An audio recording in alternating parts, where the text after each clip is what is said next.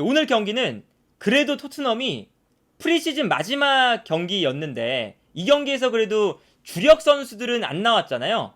그럼에도 불구하고 어느 정도 토트넘이 다음 시즌에 이런 경기를 하겠구나. 그리고 꽤나 이 포스테코글루 감독이 프리시즌을 보내면서 어느 정도 전술적인 조직력이 잡혀가고 있다. 라는 걸 느낄 수가 있는 경기였거든요. 다만 여기서 문제는 뭐냐면 뒷공간에 대한 문제는 여전히 존재를 해요. 그래서 오늘 경기도 보시면 포스테코글루 감독이 바르셀로나를 상대로 전방 압박을 엄청나게 강력하게 했죠. 수비 라인을 높게 끌어올리면서 경기를 했습니다. 그래서 사실은 오늘 수비 라인이 산체스와 다이어 약간 불안한 수비 라인인데 이 수비 라인을 주전으로 내세웠음에도 불구하고 수비 라인을 높게 끌어올려서 경기를 했어요. 그러다 보니까 오늘 경기 초반에 시작하자마자 실점도 하고 사실 1대1 찬스를 많이 내줬습니다.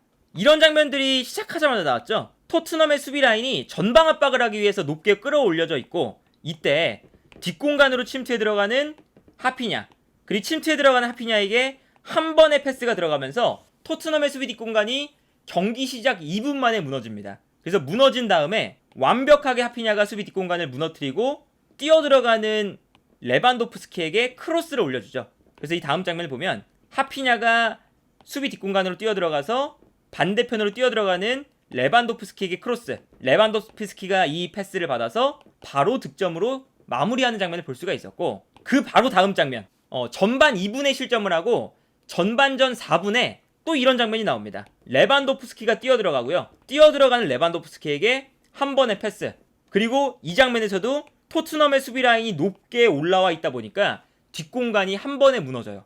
그리고 뛰어들어가는 레반도프스키가 완벽하게 패스를 받아서 뛰어들어오는 하피냐와 중앙에서 가비 두 명의 선수가 또 침투해 들어오고 있고 이때 레반도프스키가 뛰어들어가는 하피냐에게 패스를 보내주면서 이 장면에서도 완벽한 1대1 찬스가 만들어지죠. 물론 여기서 하피냐가 득점을 하지는 못했지만 그래서 사실 경기 시작하자마자 토트넘이 라인을 높게 끌어올렸는데 뒷공간이 계속 무너지니까 경기 초반만 보면 오늘 경기 최소 토트넘이 한 4골 5골은 실점하겠다 라는 생각이 들었어요. 그런데 이제 바르셀로나가 가지고 있는 결정적인 문제점이 있거든요. 이제 어떤 게 있냐면 토트넘이 라인을 끌어올렸을 때 바르셀로나가 토트넘이 전방 압박을 한다고 해서 전방 압박에 엄청나게 막 고생을 하고 그런 건 아니거든요. 여기서 패스를 주고받으면서 풀어 나옵니다. 근데 여기서 바르셀로나의 문제점은 뭐냐면 중원 라인에서 볼을 잘 다루는 선수가 워낙에 많죠. 특히나 가비, 페드리, 더용 이렇게 바르셀로나가 자랑하는 볼을 잘 다루는 미드필더들이 있는데 이 미드필더들의 공통점이 뭐냐면 볼 소유 능력은 좋아요.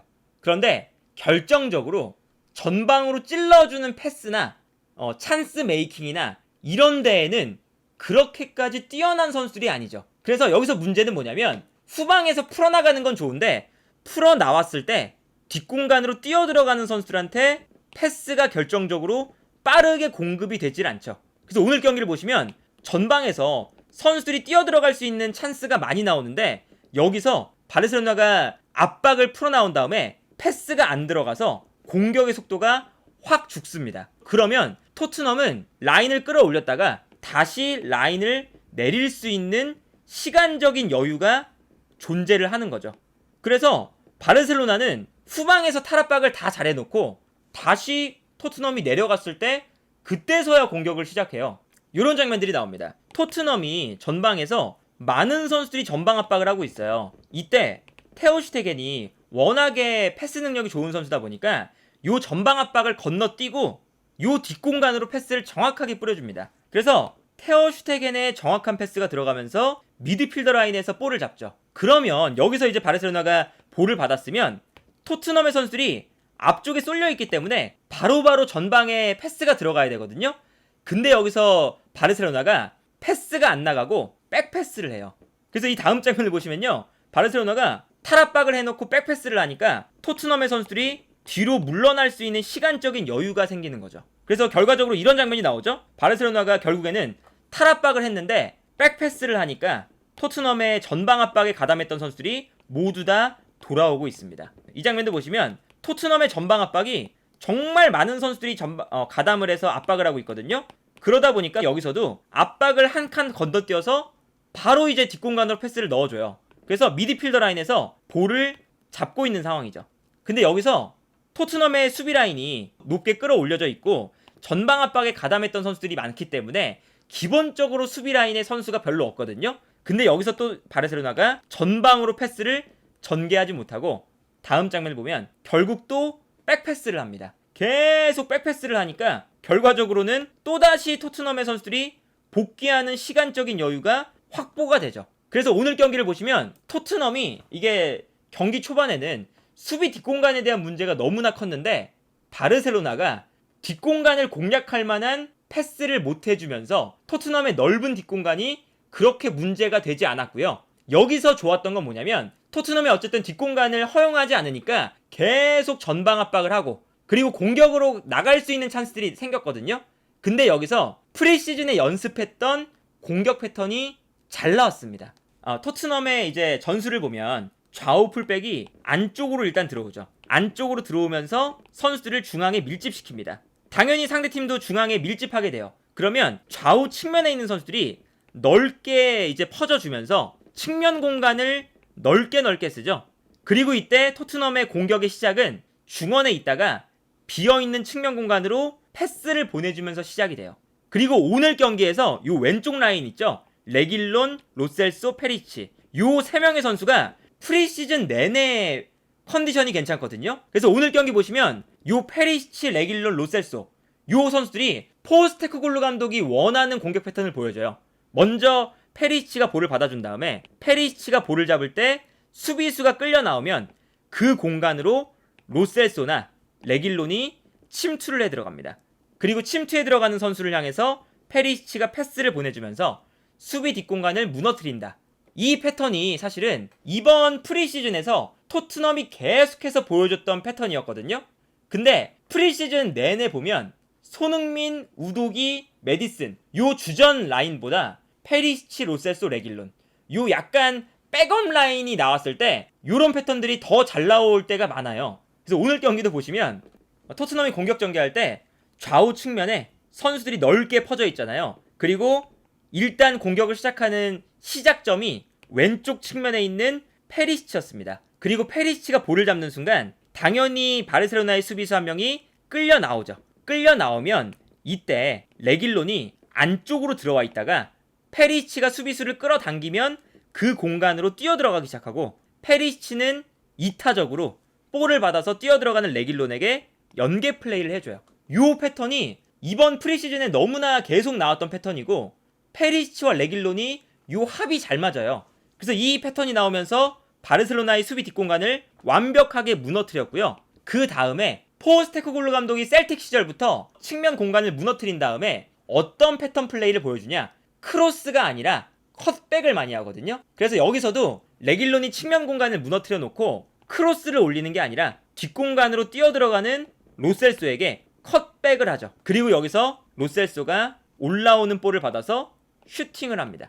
결정적인 슈팅을 하고 이게 골대를 맞고 나올 때 뛰어들어오고 있었던 스킵에게 떨어지면서 스킵이 마무리하는 장면까지 나왔었죠. 이 득점 장면이 사실은 포스테코글루 감독이 프리시즌 내내 계획했었던 다음 시즌은 토트넘의 가장 주요한 공격 패턴이 될 패턴이니까 오늘 바르셀로나를 상대로 이러한 공격 패턴이 나왔다는 건 그리고 심지어 주력 멤버가 아니라 백업 선수들끼리 나온 경기였는데 좋은 공격 패턴이 나왔다 라는 건 충분히 토트넘이 긍정적인 장면들을 볼 수가 있었고 두 번째 골 장면도 마찬가지죠. 똑같아요. 페리시치가 측면에서 볼을 받으니까 측면 수비수가 끌려 나옵니다. 그러면 이때 레길론이 안쪽으로 들어가 있다가 측면 수비수가 페리시치에게 나가는 걸 보고 침투에 들어오기 시작하죠.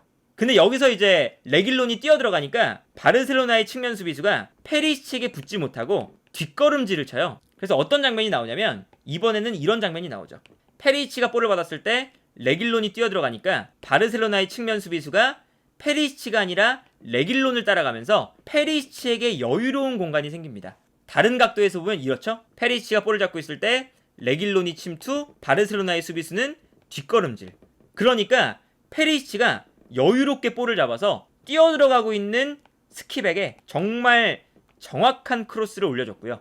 이 크로스가 올라가면서 페리시치의 크로스, 스킵의 득점이 나오는 장면을 볼 수가 있었습니다. 이런 패턴들을 보면 다음 시즌에 포스테코글루 감독이 계획하고 있는 공격 패턴이 굉장히 명확하구나. 측면을 넓게 벌려주고 공간으로 침투해 들어가고 그 공간 침투를 이제 이용해서 상대 수비를 무너뜨린다. 이런 패턴이 사실은 지난 경기에서도 손흥민과 우도기, 메디슨 요 3명의 선수가 보여줬던 패턴이잖아요. 그런데 오늘은 페리시치, 로셀소, 레길론 요 백업 자원으로도 바르셀로나는 심지어 주전 멤버였음에도 불구하고 바르셀로나를 상대로 이런 패턴을 많이 만들었다 라는 건 긍정적인 부분들을 꽤나 볼 수 있었던 경기가 아니었나 라는 생각이 들고요.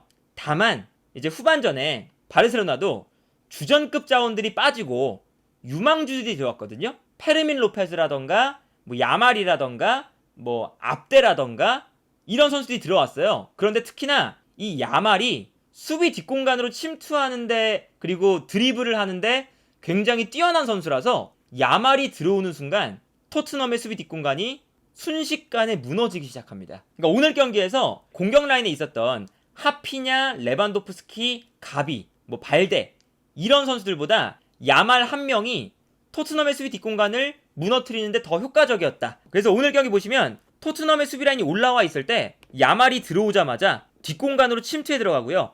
침투하는 야말에게 패스 한 번이 들어갑니다. 이 패스 한 번이 들어가자마자 토트넘의 수비 뒷공간이 완벽하게 무너지기 시작하고요. 그리고 야말이 완벽하게 뒷공간을 무너뜨린 다음에 뛰어들어오는 페란 토레스에게 패스. 페란 토레스가 동점골을 만드는 장면.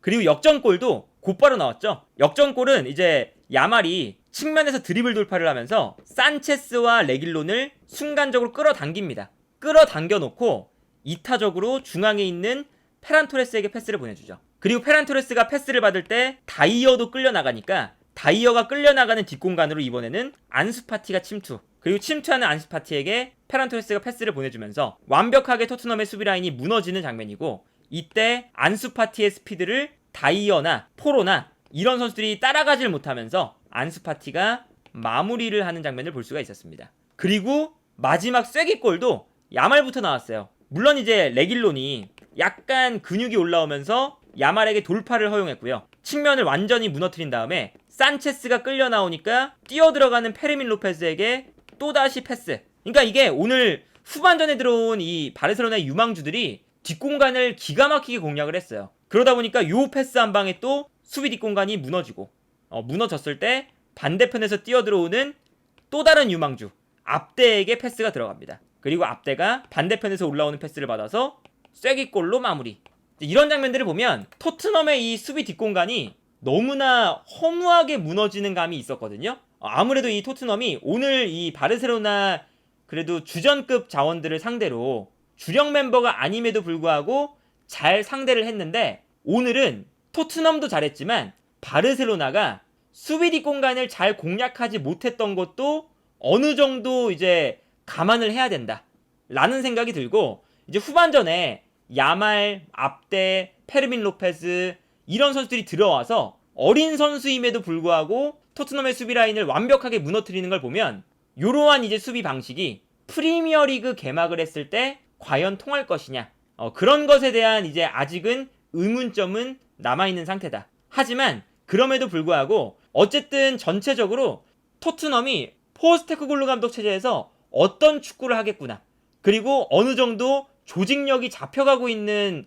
모습들은 보여서 이제 3일 남은 프리미어리그 개막 전에 토트넘이 주전급 자원들이 나와서 경기를 했을 때 어떤 경기력을 보여줄지가 그래도 기대가 된다. 그리고 이제 어쨌든 수비 라인을 끌어올리고 뒷공간이 많이 발생하는 축구를 할 텐데 이 축구가 결과가 어떻게 됐든 공격적으로 경기를 하고 전방 압박을 하고 달려드는 축구를 하니까 일단 이번 시즌 토트넘의 축구가 재미는 있을 것 같다는 생각이 들었다. 이렇게 오늘 경기는 좀 정리를 해볼 수가 있겠습니다.